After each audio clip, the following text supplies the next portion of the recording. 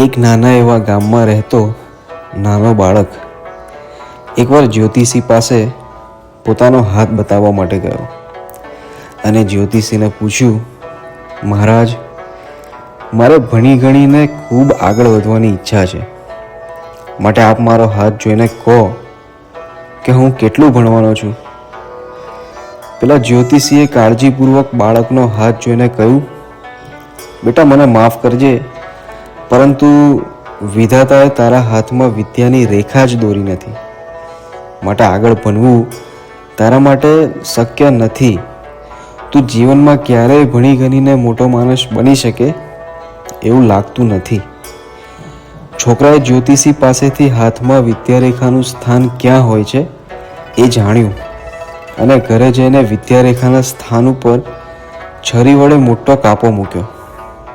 એ લોહી નીતરતો હાથ લઈને જ્યોતિષી પાસે આવ્યો અને કહ્યું, જુઓ મહારાજ, તમે કહેતા હતા ને કે મારા હાથમાં વિદ્યારેખા નથી, તો આ છે મારી વિદ્યારેખા, અને હવે હું જોઉં છું કે દુનિયાની કઈ તાકાત મને વિદ્યા મેળવતા અટકાવે છે.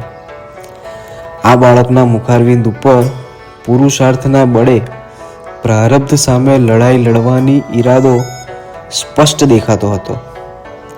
એમને મહેનતના બળે વિધાતાના લેખને પણ ખોટા પાડ્યા અને સંસ્કૃતના પ્રકાંડ પંડિત પાણીની તરીકે પ્રસિદ્ધિ પામ્યા. મિત્રો, જેમણે જીવનમાં સફળતા પ્રાપ્ત કરી છે એ કોઈ ટૂંકા રસ્તેથી પ્રાપ્ત નથી થઈ, પરંતુ પોતાની જાતને ઓગાળીને એમાંથી સફળતાનું અમૃત પીધું છે.